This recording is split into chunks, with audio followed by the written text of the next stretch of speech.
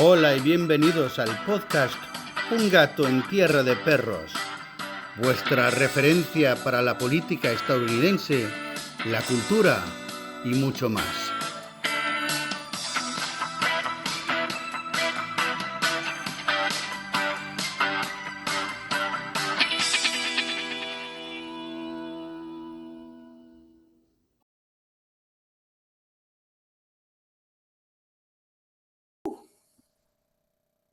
Hello, I'm Joe Magaja. Thank you, friends, for being with me for another episode of Un Gato en Tierra de Perros. We have with us again a friend of the show, Mr. Darren Stallcup, direct from South America. Welcome, Darren. How you doing? Hey, what's up, you guys? Usually I'm in San Francisco, California. Today I am in Rio de Janeiro, Brazil. Just came back from Buenos Aires, Argentina, and looks like they're trying to drag me to Colombia next week. So who knows? We might end up somewhere in Mexico. But it's good to be here. Always a pleasure to be on the show, Joe. One of the best podcasts in the game right now, and I'm always down to do an interview, man. And I appreciate you taking the time out of your day to adapt to my schedule. I know we're on a little bit of a different time zone right now, and I'm really grateful for you, man. I appreciate you, Joe. How you doing, man? I'm good. I'm just rolling with things. I've been buying a little bit of Bitcoin here and there, so I'm kind of experimenting with that lately. Ethereum's pumping as well, I hear. It went from 2,000 to 4,000. Insane. Yeah, it's popping. So what happened? Last time I talked to you, you were like busting shoplifters in San Francisco. Yeah. Now you're down in Latin America. Yeah. I guess I am a bit of a California refugee, huh? Let's go over it. Let's do a little genesis really quick. So, for those of you who are unfamiliar with my work, my name is Darren Stallcup, founder of the World Peace Movement. I'm a young Gen Z, late 90s, early 2000s baby. And I feel like, I'm not the smartest guy in the world, but I'm, one of the brightest crowns in the crown box when it comes to San Francisco. Not the sharpest tool in the shed, but I do get the job done more often than not. I got like just a few little bullet points, make it easier on the viewers. I have been fighting homelessness since I can remember. And what does that mean? That means taking on the homeless industrial complex, which is taking in billions of dollars, profiting off the suffering of the less fortunate on the streets. That's also fighting the homelessness also means helping the homeless, passing out blankets, winter jackets, every holidays, around December. I celebrate both Christmas and Hanukkah. I love the holidays. I'm a big fan of the holidays, but it gets a little cold. It gets a little rainy in California. I like to pass out blankets, winter jackets, the whole 9 yards. I also like to pass out like freshly grilled chicken or like sandwiches. I like to give out gourmet meals to the less fortunate. They're so used to getting like the usual slop and gruel, and I really like to one up it, and I like to just pass out like I said, freshly grilled hot chicken or gourmet sandwiches. And besides, helping the less fortunate as well as holding the homeless industrial complex accountable, I've also been the tip of the spear in the fight against fentanyl. I have several family and friends, as everybody else. I mean, you probably know someone that's died from fentanyl as well. And it's really horrible because fentanyl is not like alcohol, cannabis, or cocaine, your traditional American drugs. Fentanyl is unlike anything we have ever experienced or witnessed before. It kills people. It doesn't matter what race or religion you are. It is lethal in microscopic amounts. Unfortunately, now fentanyl is showing up on playgrounds and in schools. You go to San Francisco, you go to the playground, you see there are 20 plus people using fentanyl next to the playground. If it was back in the day when I was a little boy, my dad would be kicking some asses, man. If these guys were shooting up or doing any of that, I think we've gotten to a point where we have enabled a chemical warfare on our own. It's really sad because fentanyl comes from China, across the southern border from Mexico into every community. Doesn't matter if it's a big city, small town. It's everywhere. It's absolutely horrible. And also, when it comes to fighting fentanyl, I've been adamant. I've been very vocal about arresting and deporting the fentanyl dealers. I love migrants. I believe immigrants are some of the best people on earth. America welcomes everybody. We love everybody in the world. But if you're coming here to sell fentanyl, which is killing people, you got to go. It's time to go. And I think, when these fentanyl dealers are arrested, and they're let out of jail the next day and they go right back to the same block selling fentanyl, it's really counterintuitive to say the least. Besides helping the homeless and fighting fentanyl, I've also been speaking up at San Francisco City Hall, telling local leaders the exact opposite of what they want to hear, which is, maybe not politically advantageous for me. They don't like me too much, but I'm not really saying anything too radical at City Hall. I'm going up there and I'm saying, hey, you guys, we need fentanyl off the playground. We need fentanyl off the schools. And you guys need to do everything in your power to ensure the safety and well-being of the local families and tourists. I've also been speaking on national television, not just Democrat or Republican platforms, but every news channel, channel 2, 3, 4, 7, CNN, Fox News, NBC, CBS, Telemundo, Spain, Poland World News, BBC. A lot of outlets in Japan and Asia love me. I've been doing a lot of community watch work in Chinatown. For those of you unaware, Chinatown is the oldest Asian American neighborhood in America, and it started in San Francisco. And hey, guess what? It's predominantly Asian American. Sorry, I'm just being honest. But there are other people that live there too. But it's really easy to spot the bad apples. I need a drink as well. I gotta wet my whistle. Don't worry, guys. It's not alcohol. It's an energy drink. Just drinking off camera. We don't want any copyrights, huh? No worries whatsoever. Yeah, but man, check out this water really quick. Wow, it's called Mineral Agua Mineral. I don't know. I'm in South America. I'm a long way away from home. But yeah, I've been fighting Asian hate in Chinatown. There's been, whoa, almost knocked over the table. We're good. We've been, in Chinatown, I've been walking around at night and during the daytime.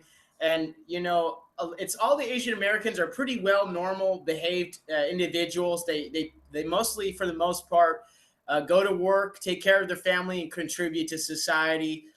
These guys aren't robbing restaurants. These guys aren't killing people. I mean, you do have the triads. There are a few Chinese mafias, but I mean, it's really hard to get in those guys' way. If you're running into those guys, it's probably your fault. But yeah, you're probably involved in but they're watching pretty whatever. tough. They're pretty tough, man. And so, I saved a few Asian Americans, a few different incidences. One probably most noteworthy, which I went viral in Japan and China for.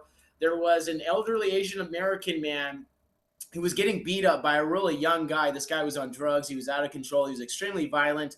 And of course, there was a bunch of people watching. And you know me, all 4 of my grandparents are in heaven. So I'm treating everyone's grandma and grandpa like they're my own now. Like, people don't understand just how awesome, our elders are. Grandma and grandpa are cooler than the internet. Everything on the internet combined, grandma and grandpa are still cooler than that. And so I grabbed the guy and I held him down until the police got there. They arrested him, and more or less I saved the day. And, I hate to think what would have happened if I wasn't there. And so I've been earning, a lot of love and respect from our Asian American communities, from our less fortunate on the street, building relationships in the community. But there are a lot of people in the Democrat Party that hate me, but there's also a lot that love me. They even though we don't see eye to eye politically, they have supported me a lot over the years. What else am I doing? Speaking up at City Hall, national television, helping the homeless, fighting fentanyl, Chinatown Community Watch. Just citizen journalism too, vigilante work. Like you mentioned, I guess this is like my most claim to fame lately. I've been in South America for the last 4 or 5 weeks, but before How that, did that happen? What brought you to South America? So I am going through a bit of a separation with my former fiance, who is now back in Europe, and I wish her all the best, and I hope all her dreams come true, and I don't have anything bad to say about her. But legally, I can't really talk about it. We're still doing the mitigation in courts, but wish her all the best. But I needed a little break. I was doing a lot in the community and getting in fights at the grocery store, and then I just got out of this long-term relationship. So it was definitely time for a vacation. One of my friends in Silicon Valley, he was like, "Hey, Darren, I know you really need a break from all this, so here's a plane ticket to Argentina." And next thing you know, I'm taking a but now most. Let's talk about the grocery store before we talk about my South America expedition, which is absolutely amazing. It's been eye opening. South America is dealing with homelessness and drugs too. We're going to do a nice little compare and contrast. Back to the local San Francisco grocery store, man. Every day and night, I would just stand. I don't necessarily have a job, I guess. I used to be a car salesman, a new car salesman. I'm really good at that. And when you're a car salesman, you can leave and go as you please at the car dealership. So I kind of just checked out for a few months. And I spent my days off standing in front of the grocery store. Now, I don't know if you are familiar, but I don't know if the audience is familiar. A lot of the San Francisco grocery stores are closing down, unfortunately, and it's not because of the economy, and it's not because of supply demand issues. It's because of mass theft and an unwillingness by our judicial system to prosecute these repeat offenders. You know, it used to be back in the day, you'd see an old veteran. This guy would maybe steal one sandwich and be on his way. Yeah, I would never steal, but you know, if I see a starving veteran sleeping on the street, he steals a sandwich. You can kind of understand that, or at least kind of put yourself in his shoes, so to speak. But then it got really bad. It got to the point where there would be multiple drug addicts. These guys aren't veterans. They're not from San Francisco. They just got off the bus. Which, by the way, all the surrounding major cities and small towns, Portland, Seattle, Nevada, Reno, Utah, they're all shipping their homeless and drug addicts on buses and dropping them off in San Francisco, which is good for them, but not so much for us. And I'm telling you, I witnessed these guys walk off the bus one day. They get off the bus with their bags. It's like the opposite of Lord of the Rings. These guys are vagabonds, desperados, some serious bad apples, face tattoos, you name it, the whole 9 yards. They're missing an arm and a leg. They're essentially pirates on land. They're land pirates, man. And the first thing they say when they come off the bus is, "Hey, San Francisco is a free for all. You can do whatever you want. There's no consequences. It doesn't matter. They don't. Local San Franciscans don't care." And it's not true. We do care, but there's this narrative out there. There's this stereotype that San Francisco doesn't punish criminals, and unfortunately, it's true. For 5 years, five, six, seven, eight, for too long, essentially, there was that law. Oh, you can steal up to $950 worth of stuff and not get in trouble. So these guys would walk into the grocery store with duffel bags and clear out the entire shelf. I'm talking, they would stick their arm in the shelf and swipe it in, and there's nothing left. So that was like the extreme version of just stealing a single sandwich because you're starving. These guys are stealing the whole shelf, and they're going down to 6th and Market, 7th and Market, and they're selling these stolen goods to pay for their drug addiction, for their fentanyl. And as you may be aware, Joe, San Francisco has the cheapest fentanyl in the United States of America. At just $3 a gram, it's cheaper than a loaf of bread, gallon of milk, gallon of gasoline, which I don't know. What do you think about that? Because for me, I don't understand how the gallon of milk, a gallon of gasoline, a loaf of bread is more expensive than fentanyl. I don't know how we got there as a country. What's your opinion on that? May I ask? Well, I think it's just sad. Right now, inflation is through the roof, and I think that's part of the reason that so many people are turning to drugs because uh, the youth is very depressed. There aren't a lot of Yeah, jobs. There's not a lot of opportunities, and then yeah, on top of that, people feel separated. I was just the last guest I had on the show was an erotic writer from Mexico City, and I said, "Well, nice. yeah." Well, I was like, it's kind of a good time for that because the young people are not having sex. They're not going out. They're not No, we are dating. not. Well, I mean, I am, but everybody else seems to be having difficulties. Keep going, keep going. Yeah. So I was like, they're depressed. They're, a lot of them are suicidal. They're all locked on their phones, sedentary lifestyle. And I mean, it's a good time for that because then when you're not doing something, that's when you buy a book about it, because you need something to Yeah. escape. And But they want to have those experiences. I agree. Before we get into like the theft, the crime, the drugs, let's talk about just like the cost of living, and the average existence for the people my age. God or whoever you believe in, or even evolution. I was blessed with some great genes.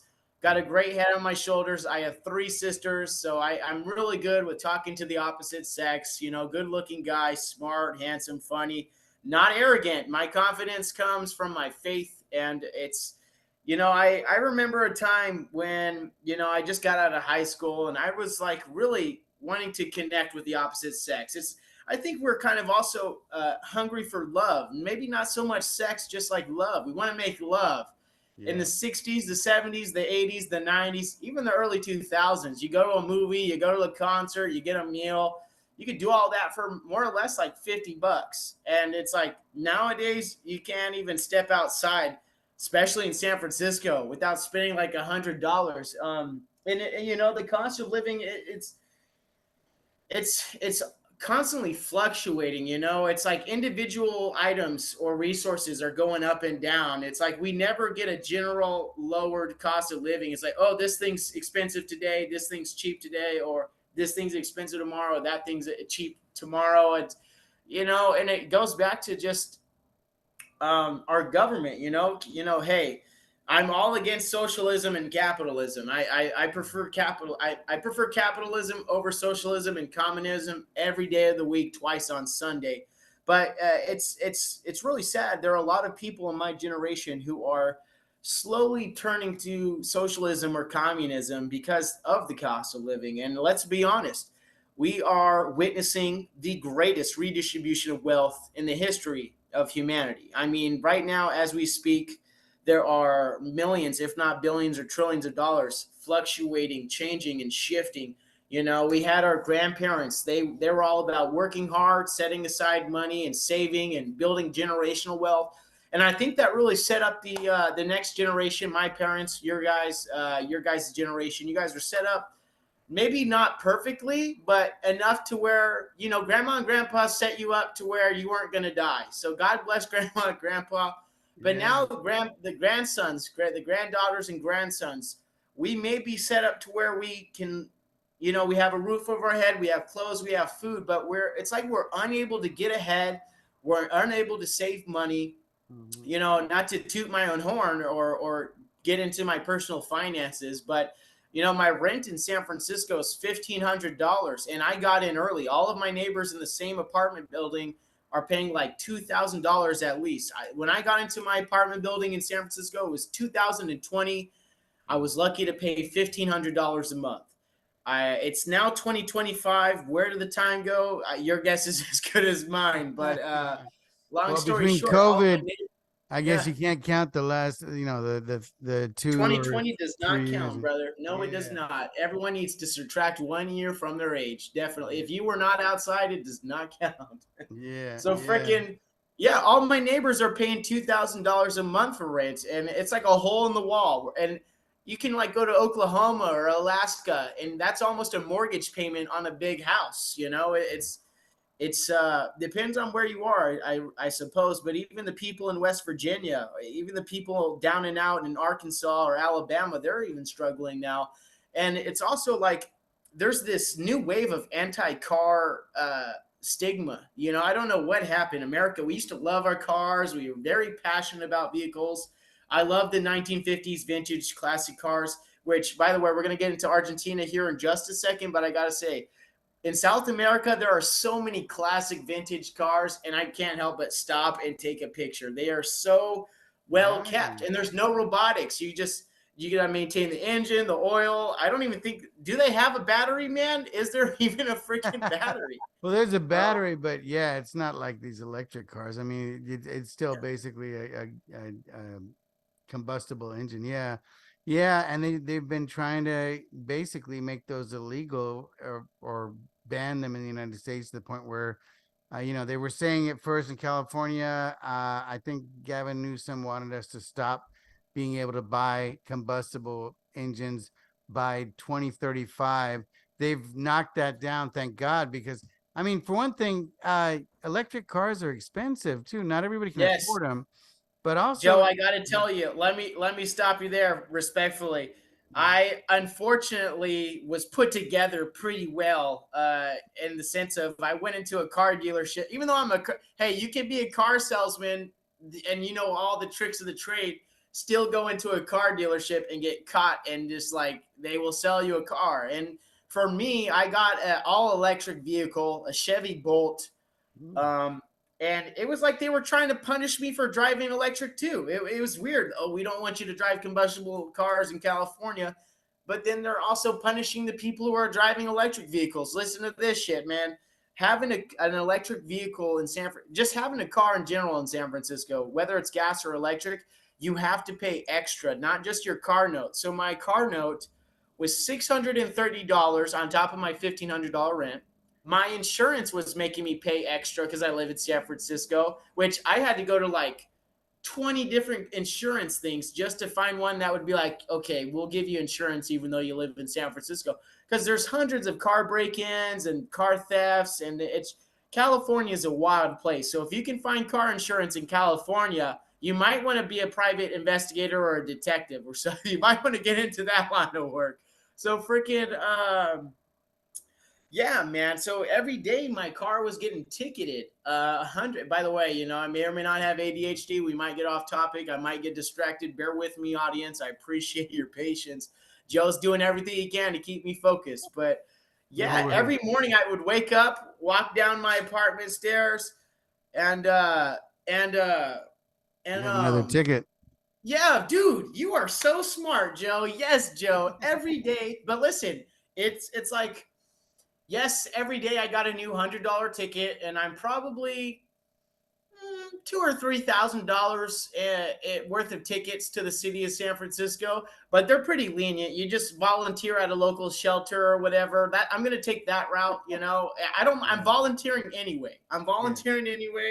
So, but yeah, but the thing is, if you have to pick and choose the lesser of two evils, do you park your car in a sketch part of the city where you're not going to get a ticket, but there's a good chance you're going to get broken into? And it's for me, I was like, you know what, just park your car in front of your apartment building, and hey, you're going to wake up with a ticket every morning, but at least if you can hear your car alarm, you can run down there. And you put the signs up on the window, you print out, you go to your computer, you go on Microsoft Word, you put in big bold letters, please do not break into my car. There's nothing in it. You put it up on your window. You set a few cigarettes on the hood of your car on the outside as an incentive, like, here you go, be on your way. And unfortunately, yeah, some of my neighbors, their car was, this is how they found it. And I can't make this shit up. Pardon my French, maybe not. But so my neighbor gets a call from the city of San Francisco. Hey, we towed your car. They get to the car at the tow yard. The car has a ticket and it's broken into. So their car got broken into, ticketed, and then towed, which is like the holy grail. I mean, Gavin Newsom has done a great job as governor, which is sarcasm, by the way. I don't know if you guys picked that up, man. But so having a car in San Francisco is essentially rolling the dice every day. And on top of that, the local city government hates cars. They don't want you to park anywhere or this or that. And so where did you store your car while you were on this trip? So my car got towed January 20th, not by the city, but by a private tow company, and they want like $1,700. And I said no. Then I went to the car dealership and I said, take your damn electric vehicle back, because guess what? Before my car got towed, I went on a little road trip in this electric vehicle, and it was absolutely hell. I mean, if you're not driving a Tesla, you're pretty much rolling the dice on any journey longer than 50 miles. And I drove from San Francisco all the way up the coast to Canada, my brother, all the way up to Canada. I got to the Canadian border. They detained me. And I got the Mexico treatment, man. They put me in a room. They're like, hey, so we're not going to let you come into Canada because you have a few parking tickets in San Francisco that are still not cleared out. And they're very strict. I can get into London. get into France, I can get into Brazil and Argentina, but I mean, if you're trying to go to Canada, if you don't clear up whatever business you have, whether it's tickets, fines, legal trouble, criminal trouble, you pretty much got to wipe your ass before you go to Canada. And I didn't do that, but they were nice enough to let me go. So I drove back, and every other day my car would like die in between towns. It's like, yeah, you take the Highway 5, there's a town every 5 seconds, but I'm more of a coast guy. So it's a little few and far in between. And fortunately, there were a few tow truck drivers that recognized me from TV, and they got me to the next town over. But man, I can't believe my car got back to the city in one piece. So when they finally towed it, I was happy as hell. I was like, this hell is over, man. They put me out of my misery, Joe. Wow. So, how long are you planning on being down in South America?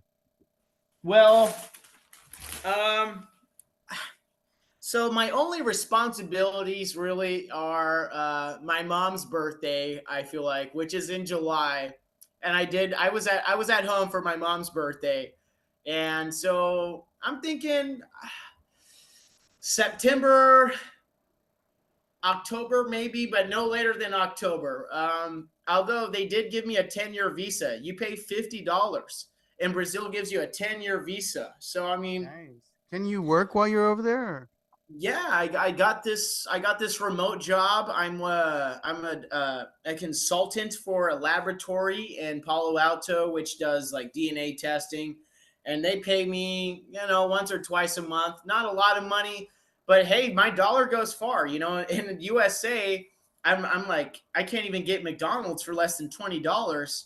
Yeah. And in Brazil, I'm living like a king for $20. I got this really nice hotel. It's like $20, man. And you try to get a hotel in the USA, it's like you got to pay like $300. Then you got to put down $200 for insurance. Got to give them your birth certificate. It's getting pretty crazy. Man. And then here, they just like, it's word to mouth. Here, it's like your word. So they give you trust, and if you fuck it up, my bad. They give you trust, if you mess up, you can't go there again. But if you're a good patron, I don't thrash the room, I don't party, I don't even drink like that. I just started drinking, actually. I'm I'm going through a quarter life crisis, Joe, and I just started drinking. It happens, man. So what have you liked best so far? Did you like Argentina better, or are you liking Brazil better, or is it kind of it's like I would compare it to like Paris and London, so to speak. Even though Buenos Aires and Rio de Janeiro might be more safe than Paris and London nowadays. So Buenos Aires, let's talk about the journey. So I you know me, I don't like to fly unless I have to. I'm growing up, when you were my age, which by the way, you're like 30 or something, right? Who knows, right? But so yeah, I don't know, man. You look younger than me, man. What's your skincare routine, Joe? I just soak my face in ice every day. That's it. I got to do that. I got to start doing that. So I arrive in Argentina, and Buenos Aires, Argentina. I never fly because growing up, we had World War II veterans and Korea veterans and Desert Storm Vietnam veterans.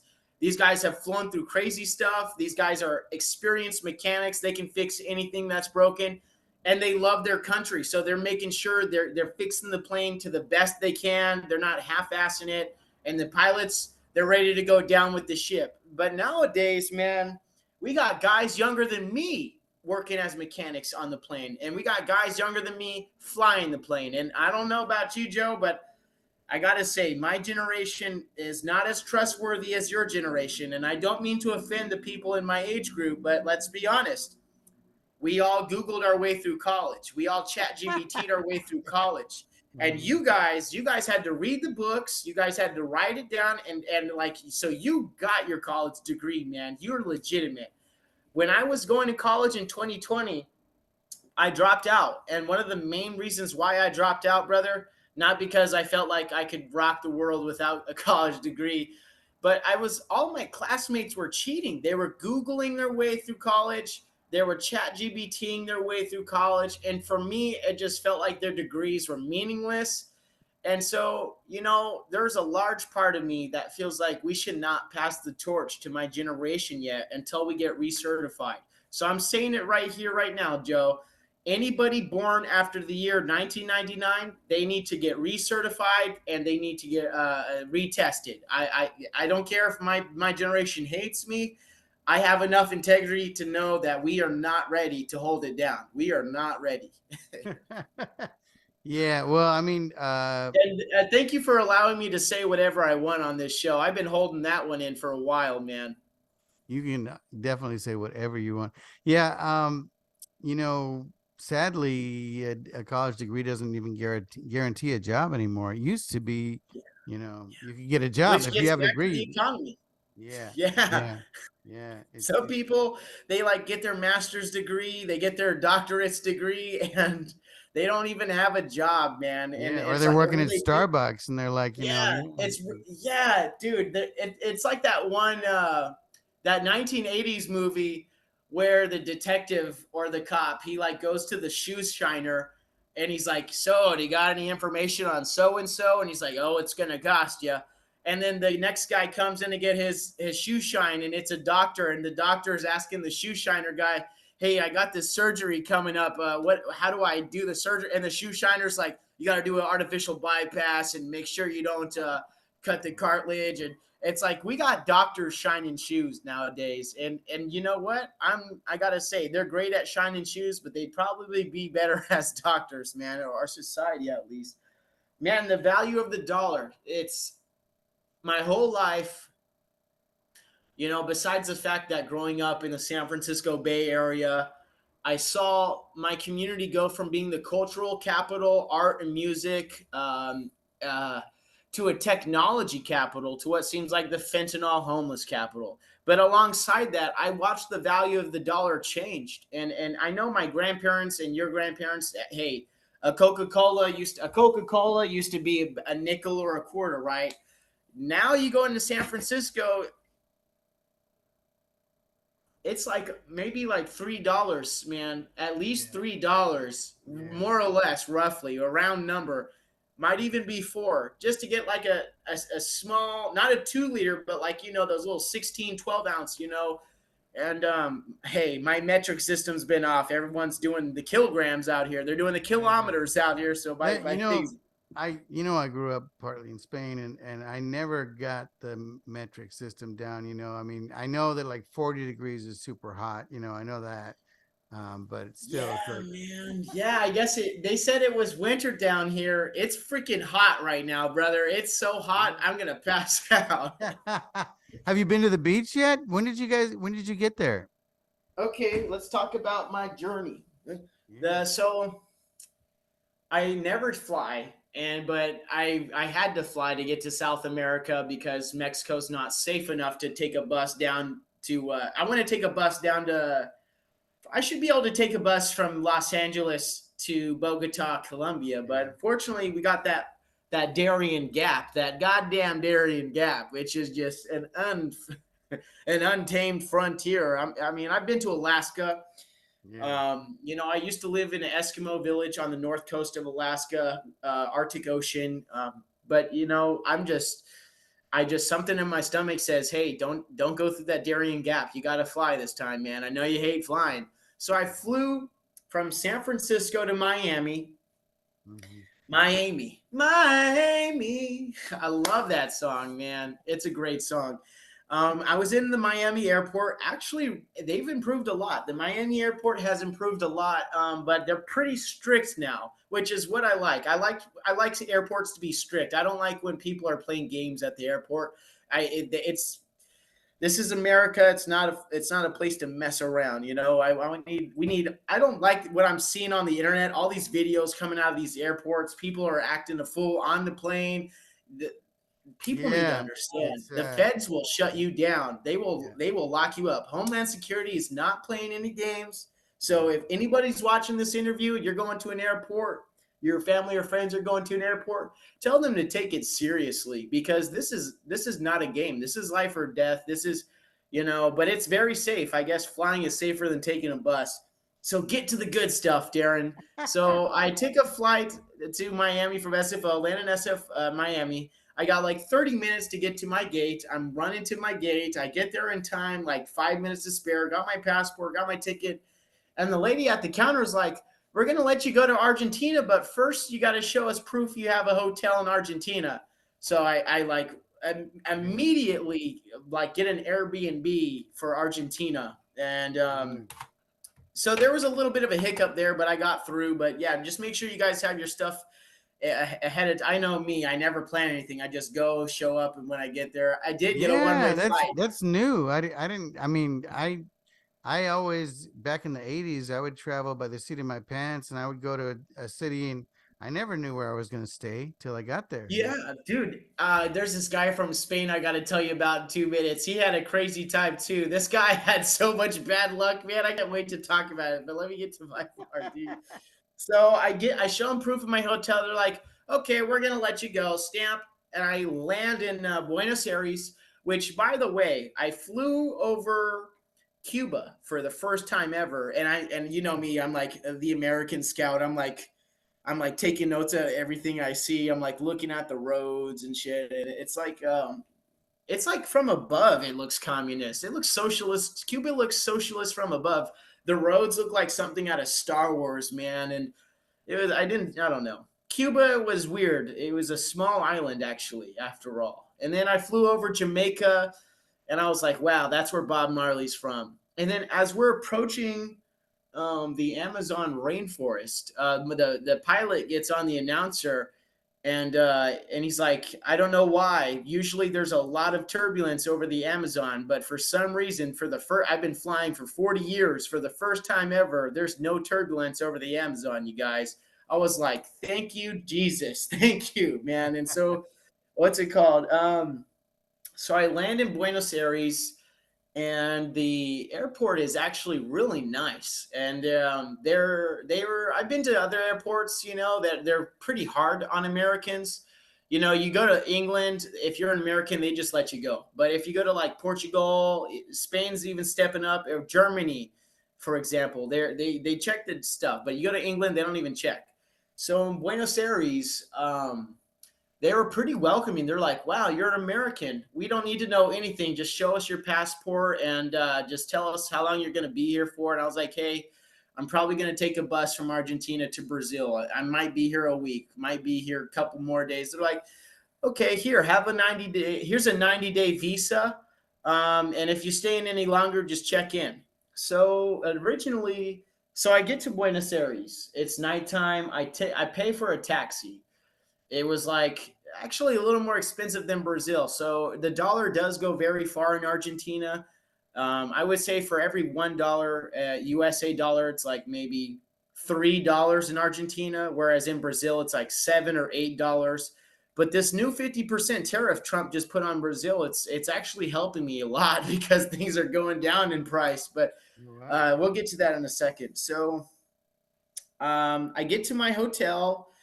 I check in. It's really nice hotel. It's an Airbnb, but it's a hotel. And I wake up the next day, and I guess I'm in the capital. I'm like near the Buenos Aires White House, pretty much. It's called the Rosala Casa. Yeah, the Casa Rosada, yeah, the pink house.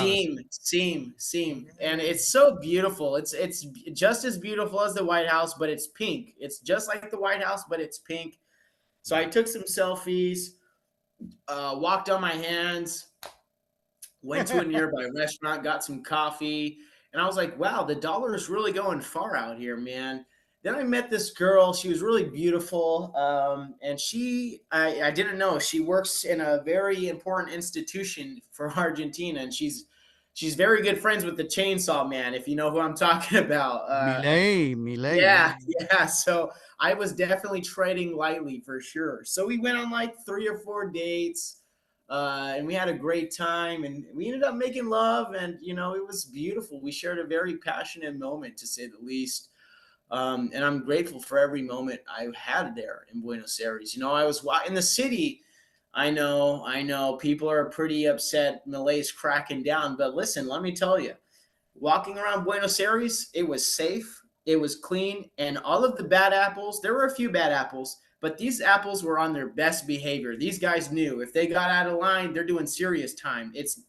I don't know who was running the show before Malay, but Malay has seriously stopped all the bullshit. It's like they have made Buenos Aires absolutely clean. It's safe, and I felt safer in Buenos Aires than I did in Los Angeles. I'm just gonna say it like that, Joe. I hear you. Yeah, I've heard great things, and basically, a lot of people have been saying that basically that he's really boosted up the country in a way that Yeah, and nobody they have expected. like a community watch. They have police walking around. They have private security walking around. Every other block, there was at least one police officer. They did have a pistola, and they're like, "Hello, American. Yeah, don't worry. If you have any problems, just let me know." And I felt really safe, man. And next thing you know, I was throwing a party every night in my own Airbnb. Like I just invited a bunch of random Argentinians, and next thing you know, we're all tangoing on and some like I guess I got a really one of the Airbnbs I got was a fancy, definitely German building. This architecture. It was a whole con. It was not even a condo. It was like a townhouse. It was so German, like the roof, the walls, and they had like a painting of the Bavaria Castle. I mean, it was a little too German, Joe, if you ask me. It was a little Maybe there. maybe some of the Nazis established themselves. Yeah, there were a lot I of didn't go too far back in history, but as soon as I saw the Bavaria Castle, I was like, okay, there's a ghost or two in this building for sure. But so yeah, it was like maybe six girls and like two or three guys, and we're all tangoing and we're having drinks, and it was really nice. I discovered the tango music, man. It was like 90, it sounded like 1920s pre-war music. It was like that classical no, dun, dun, dun, dun. It was like yeah. it was like music but before World War II. It was like I can't. It was like classical music, but hip hoppy. I don't know how to explain it, man. And the food, the Argentina steak. Oh my I was gonna gosh, man! say, did It you was try the steaks? Yeah, the delicious. It was so good, and parrillada. Yeah.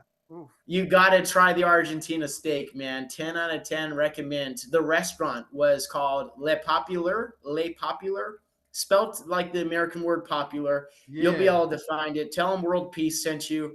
They'll hook you up with the ice cold Coca Cola. Everyone's drinking over there. What was I drinking? I think I had like a beer. I had like one beer. I don't know. I didn't start drinking heavily till I got to Brazil. So I ended up extending my Argentina stay a week or two. I just kept going on dates, kept throwing parties, and I also kept missing my bus to Brazil, which was also probably the main reason.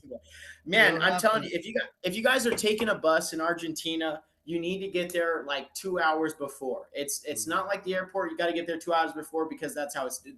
There's just so many people. There's so many gates. There's so many different bus companies, and it's like the New York Grand Central Station. There's just you got to get there really early, especially if you don't. I don't speak any Spanish. I only know bad Mexican words. You know me, Joe. I only know the bad words, but that's just because I grew up in California. Right. Right. So let's see. What day did I leave? What day was it? It was like a week or two ago. So the day finally comes when I go to leave Argentina. Me and the Argentina woman I had been seeing and falling in love with, beautiful woman. She's so awesome. She's into like classic art and statues, really elegant. Her English is really good. Not better than mine, but damn, she's pretty elegant. She's super formal. It was very super classy, just an all around classy gal, man. And so we went out to breakfast. And I guess I thought it was going to be like a bus ride from LA to San Francisco, Joe. And it ended up, I didn't know it was like going to be a 3 day bus ride. I had no idea, man. So Oh I get on the man. bus. It's, Mhm. I get on the bus. I pay extra for the executive bus. So the bus is a 2 story bus, and the top level are just like packed seats, packed seats. But the bottom level is like you got these seats where you can recline back, super comfortable. And let me tell you, man, uh, I love taking the bus, especially long journeys, because I'm really big on, nature, geography, the botanical side of things. I like watching the land change. I like watching it change as I go.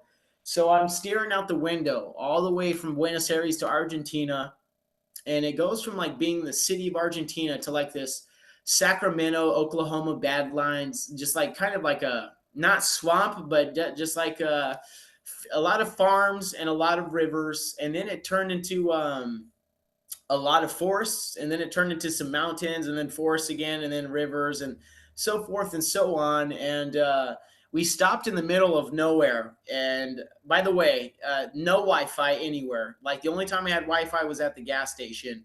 So and the bus driver's like, okay, you guys, he's saying in Spanish, you guys have 10 minutes to go to this gas station and get whatever soda and chips you want. So I hear, Darren, you really got 2 or 3 minutes because you're not going to get left behind out here, dude. You better just get in and get out.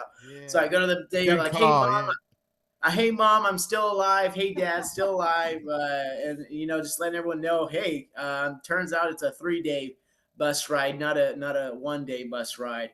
And let's see. So everything was going smooth, man. It was going great. We passed Uruguay, and then we get to Point Inasu. And Point Inasu is on the border of Uruguay, Argentina, and Brazil. It's like a trifecta, but it's the largest waterfall in the world. It makes, no offense, it makes Niagara Falls in USA and Canada look small. This waterfall was so insane, Joe. You just Point Inasu. I recommend it. It's like, and the town, you would be surprised. Every town until then was like it felt like Mexico, But this town was tourist out. They really, the countries really came together. It felt like being on Oahu. They got these hotels, you got these restaurants. So this place is like an oasis in the middle of nowhere. They have electricity, they got Wi-Fi, they got 5-star restaurants. It's like a paradise in the middle of the jungle. I don't know, but they invested a lot. So Point Inasu, really nice place. I get to the border. The Brazilian guys are checking my passport. They're checking my visa. They're like, okay, cool, awesome. You get to go, stamp, bam. So now, same bus, but there's a new driver. It's a Brazilian driver. And now things are shifting from Spanish to Portuguese, which is cool. It's like, I don't know, similar language, but like different. It's got a weird feeling, It's like you're drunk or something. It's like they're talking with marbles in their mouth in Spanish or something. And sometimes I have a theory on the Portuguese language. I feel like the Knight Templars came back from the Crusades in the Holy Land, and they went back to the Iberian Peninsula, and they took the Spanish language and they took the Latin and they combined it with whatever they were speaking in Jerusalem. I don't know. But it's one of those languages where it's definitely Christian. So, but you hear these like weird Arabic sounds. It's like, like you hear some. Well, like they say, Rio de Janeiro. The R's they'll do like a Rio. And you know me, I'm a 9/11 baby, so I've struggled my whole life with Islamophobia, which I no longer struggle with, but I had to break free from the indoctrination. You're 5 years old, George Bush is cramming down Desert Storm down your throat, and it's like, But no, there's some cool Muslims out there. We don't hate anybody, but we all struggle with our own prejudices and shit like that. England doesn't really like France. France doesn't really like England, or like Bosnia and Serbia. Like, who cares, right? And even Argentina and Brazil, they got a pretty strong competition, to say the least. So here's where the story really starts to pick up, Joe. We're making our way slowly but surely into Sao Paulo. But first we stop in this town called Corchinga, which is like if Sao Paulo was New York City, I would say Corchinga is like a Philadelphia, like a not as cool as Philadelphia, like more like maybe like a New Jersey, Pittsburgh. something. New Jersey or Pittsburgh. It's the armpit. It's the armpit. And I was sleeping on the bus I was sleeping on the bus, dreaming of this girl I used to know, which I later found out she hates me, I guess. I don't know. She has a boyfriend now, so she's going no con. She's not allowed to talk to me. Whatever. Maybe someday, Joe. Maybe someday. But yeah, it doesn't stop me from dreaming about her, though, right? Yeah, She's still life is like, long. You never know, man. I mean, yeah. yeah, you never know. I'm telling you, a few And years from really now, quick, she might not have the boyfriend, and it might be another story. and another thing is like when you message girls that have boyfriends, like the boyfriend also has her login on Instagram, which I didn't know. So he gets a notification and he sees the message. So maybe she's just writing what he wants to hear. Maybe she does. Maybe she Or doesn't maybe love he's me, but writing it. yeah, yeah. I don't know, man. It was, I don't know. I wish it worked out. It hasn't worked out yet. But no, I got a hot date tonight, though. Don't worry. Don't worry. That's good. Yeah. Well, Getting I back mean, out how there much on the time do you market. have? Because we should probably wrap up pretty soon, just because you probably. I mean, it's what 19, 11, 12. They don't start out here until like midnight, man. Oh, I don't know okay. why. I have no idea. It's like I'm still really That's early. Latin culture, man. Latin Yeah, culture, I'm you really start early. late. Yeah. So I'm sleeping on the bus. I'm in dreamland, and that's the thing about being sober. It's like you have these crazy dreams when you're sober. It's like you can't control them. Yeah. Like last night, I had another crazy dream. But so I'm sleeping on the bus, and I wake up to guns in my face. Like I'm telling you, and I can only assume it means get the fuck off the bus. Like he's like, Yeah. it's like three Brazilian military cops, and they have their Oh, AR-15s, and their guns are in my face, and they're like, get off the bus. oh my And they're God. telling everyone to get off the bus. So I was like, yes, sir, Americano. I got off the bus. They put me against the wall, hands on my head. They searched me. And the cop's like, "Do you have any marijuana? Do you have any cocaine?" I said, "No, sir. I'm sober. I don't have anything. No guns, no drugs." And they're asking the other passengers, and one of the other passengers had a suitcase full of bad stuff, to say the least. They a suitcase full of bad stuff, prepackaged, That and sounds like it an wasn't album weed, name. and it was not weed. Ah. Yeah, it was muito serio, muito serio. So so the cops let everyone get back on the bus and they arrest the guy. They take his suitcase full of contraband away, and they're like, Americano, how come you're only traveling with a backpack? Where's your suitcase at? And I was like, I'm gonna buy clothes when I get to Rio de Janeiro. I travel light, very minimalist. And they're like, okay, can we take a picture with you, dude? And so next thing you know, I'm taking a picture with a bunch of cops that were just pulling me out. These were the military police. These weren't even cops. Yeah. So then I'm awake for the night, and the bus goes on. We get to Sao Paulo. Then I take another bus to Rio de Janeiro, and it's been a party ever since. It's been a nonstop party for the last 7 days, man. It's like they have they got it done right. They have these large multi-purpose buildings on top of the hills overlooking the ocean, and they got all the neon lights, and there's just like thousands of people dancing on the dance floor. And there it was kind of a culture shock, Joe. I guess everybody is kissing everybody, man. I had no idea. In the USA, Wow. kissing is serious. It's like Yeah. it's very. But here, if you make eye contact with a woman for too long, if you slow down your conversation too, you're next thing you know, you're kissing. So I met this really nice Brazilian queen, absolute woman, carefree, and we just started making out on the dance floor. And next thing you know, we got each other's number, and we're gonna go out on the date here at midnight. It's actually Awesome. 1 a.m. or no, Yeah. it's 11 p.m. Who knows? Who Yeah, no, I cares? think it's one. Well, let's see. It's 9 in California, 10, 11, 12. So it's got to be one where you are, man. These guys are freaking going till 6, 7 a.m., man. It's insane. It's really insane. So, what was I gonna say? So it's been a party and everything's really cheap out here, and they do have a bit of a drug problem, and there is somewhat of a homeless problem, but they're cracking down out here too. And it's like, man, whether or not you're a fan of Lulu or Bolsonaro, Brazil has really upped the ante over the last few years. It feels like a first world country. I have air conditioning. I got Wi-Fi. It's it's not like Mexico, to say the least. But the most surprising thing to me is just how affordable everything is, man. And I'm buying the same stuff. Like I don't want to show you the brand of the energy drink, but it's a very famous energy drink, and they're usually like $4 or $5. But here they're like 75 pennies.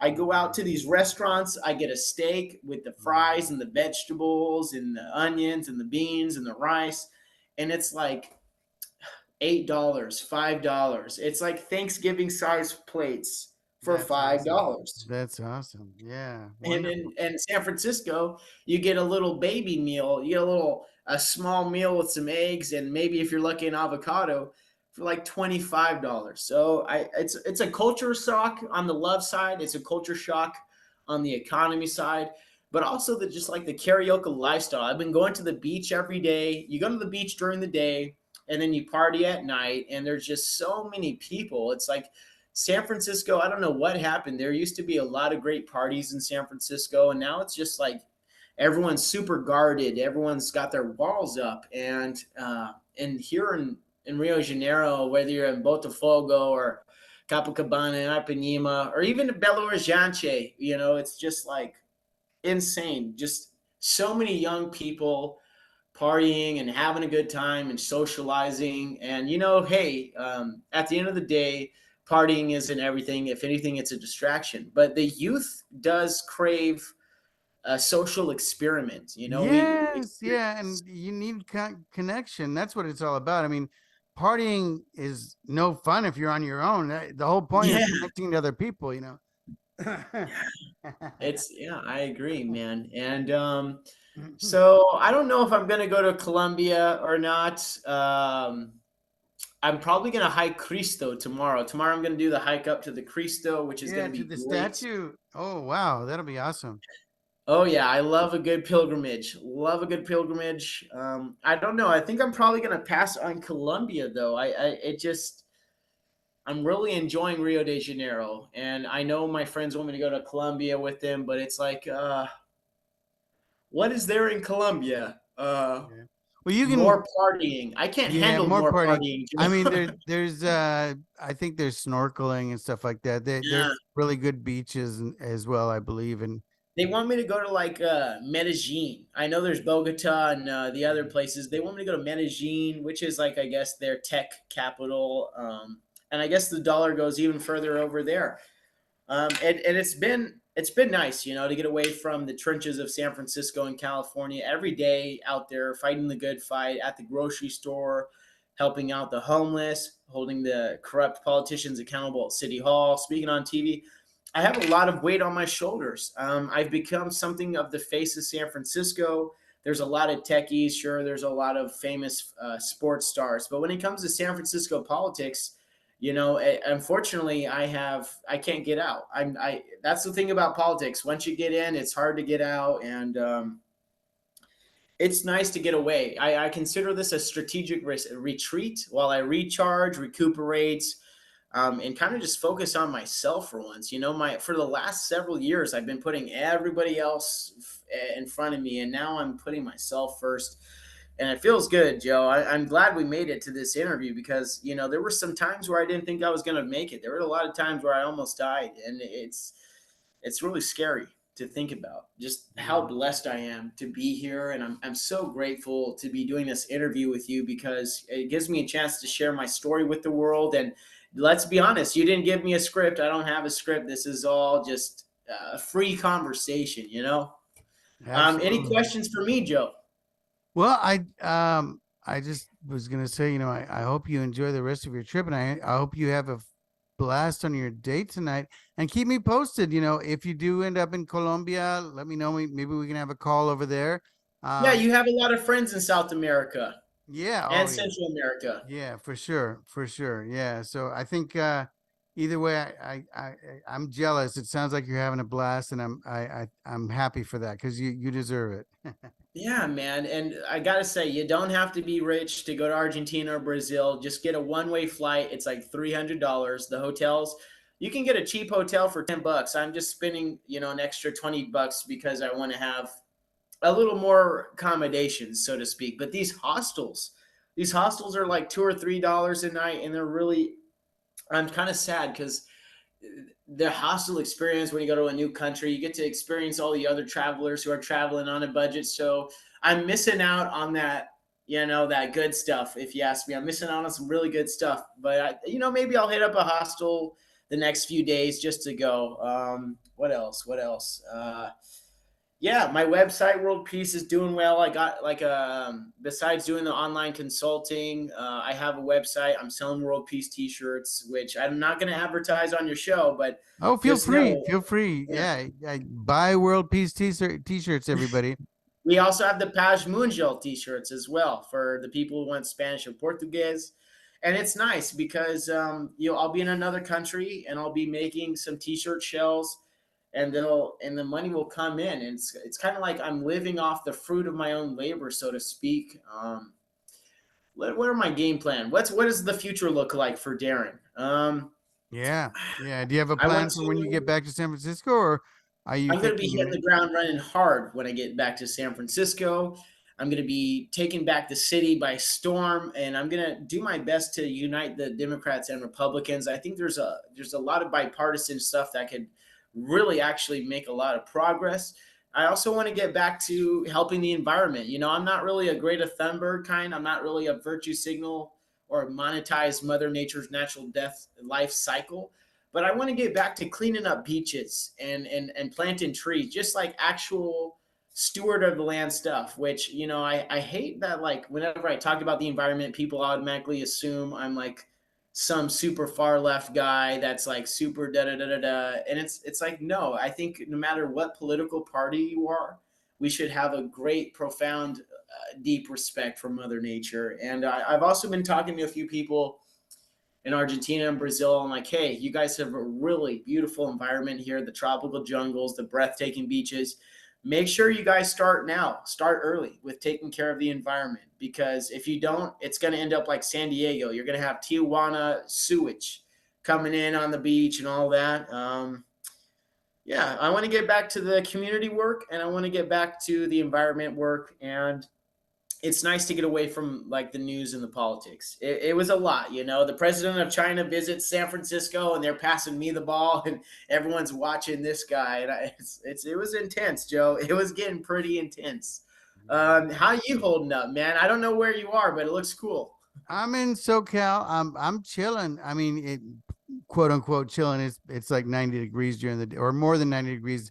We were bordering on 100 degrees this week in Southern California. I went out to Palm Springs this weekend. Yeah, that's too hot for me, dude. Palm Springs is awesome. I love that place. Yes, yeah. I How's Palm tried. Springs doing? Good. I mean, I ate at a place called Trio that I wanted to check out for a long time. I had some branzino. I had a few drinks over at Las Cazuelas Terraza. I talked to some people there. They said that tourism is down, but it's the summertime, so tourism's always down in Palm Springs in the summer because you It could was, fry an oh my egg. gosh, really quick. I got a Palm Springs story. So my friend, he's a realtor and he's selling a house in Palm Springs. He's doing an open house. So I was like, okay, I'm gonna go on a walk. It's my like first time in Palm Springs. I don't know where I'm going. I guess it's like 115 degrees, man. And I'm Typical. out there and I got lost and I had to walk around the airport and I ended up walking like 4 or 5 miles, 115-degree weather. My brain felt like it was boiling, man. It gets hot down there. But it's a great community. It's safe, it's clean. It's got one or two bad apples, but they're on their best behavior. The Palm Springs guys really hold a flame to the ass of the bad guys, so to speak. If you're getting out of line, they'll hold you accountable. I Yeah. love Southern California. Seems like they got a lot of protests down there right now, and it's not on the news. It's not on Yeah. the news. Yeah, there's a lot of stuff going on. Yeah, and it doesn't all come out on the news. It basically stuff comes out on X and But then that's why we have your show. We can talk about the stuff that's not on the mainstream news media. absolutely. And it's a great show, man. And this is not the last time we'll be doing the show. I'll be back again, hopefully in the near future. Who knows where I'll be? Who knows what I'll be doing? But I know I can always talk to you, man. And it feels good to check in with somebody. And it's been a wild ride. Yeah. Been a very wild ride. No doubt, no doubt. Well, I admire you. I think it's great that you're taking a break because everybody needs that, especially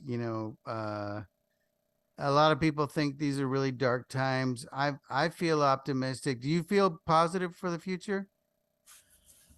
Well, to say the least, for the first time ever in the history of mankind, we have the collective knowledge of humanity in the palm of our hands, in the tip of our fingers. And I feel like it's a really do or die pivotal moment, Joe, because we can either use this technology to liberate ourselves once and for all, or our oppressors can use the same technology to oppress us once and for all. So I think between your generation and my generation, we really got to get the ball going. We got to pick the ball up. We got to get a home run. We got to get a touchdown. We got to get a hole in one, because if we do not, the next 7 generations are really going to struggle. And I hope not. But Trump is not the worst president in history. He's doing a few good things. He's cracking down on the fentanyl dealers. I guess the price of eggs are going down, but man, for $8 in Brazil, you can get like 30 eggs. So Yeah. I don't know, man. It's like down here you can get a bunch of food for cheap, but up there it's like an arm and a leg. I don't know why. I just know it's happening, Joe. The future, the future is, man. We have AI now. It's every day the technology is evolving, and it seems like back in the 90s and the 2000s, the technology would be obsolete after a few years. Whereas now, with technology and the rate it's going, it's like it's become obsolete almost the next day.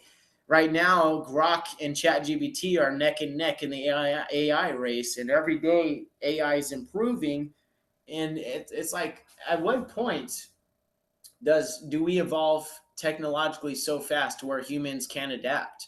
And perhaps we have already reached that point. When it comes to San Francisco, the technology capital of the world, I think I offer a pretty unique insight. Guys like Elon Musk and Gary Tanner following me, and those are some of the most powerful tech titans in the industry. And they're looking to me for answers sometimes. And I'm just a kid from San Francisco. Yes, I was the first Boy Scout in history to get the robotics merit badge. Yes, I know how to build websites.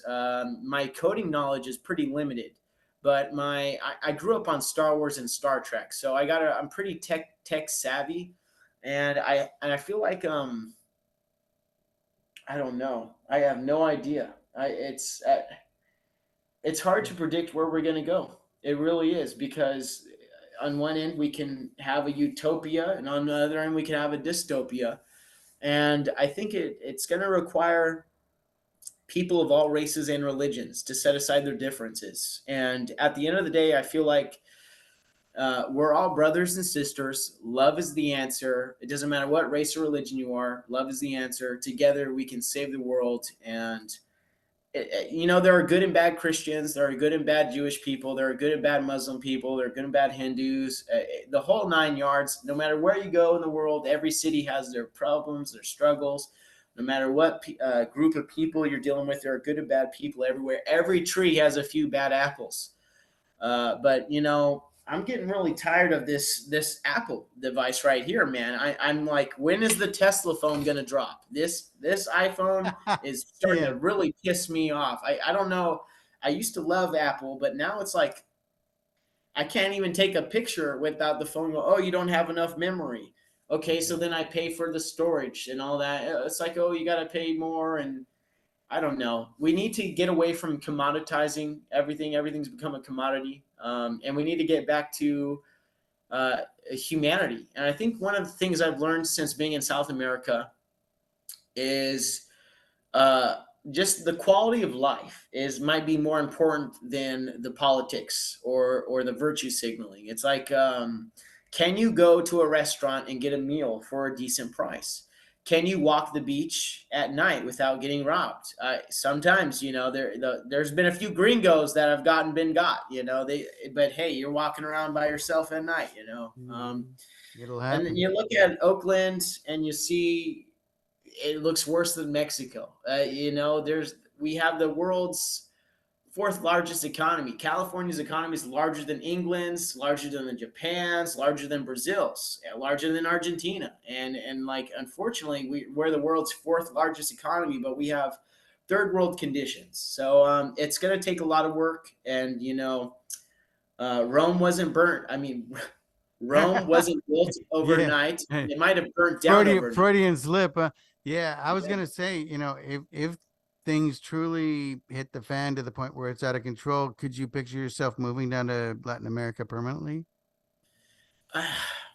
I've had so many family and friends that have gave everything to our country, and I've had a lot of ancestors that fought and died in World War I and II, and my family left England in 1790, and we came to the USA, and we've been here for the last 200 or 300 years, and I'm very a very passionate American, and I'm very patriotic, and I love my country. I can't say that I would move to Brazil, even though I would be happy for the rest of my days. I would be happy for the rest of my day. Right. It takes a lot of courage. Will I go down with the ship? Probably.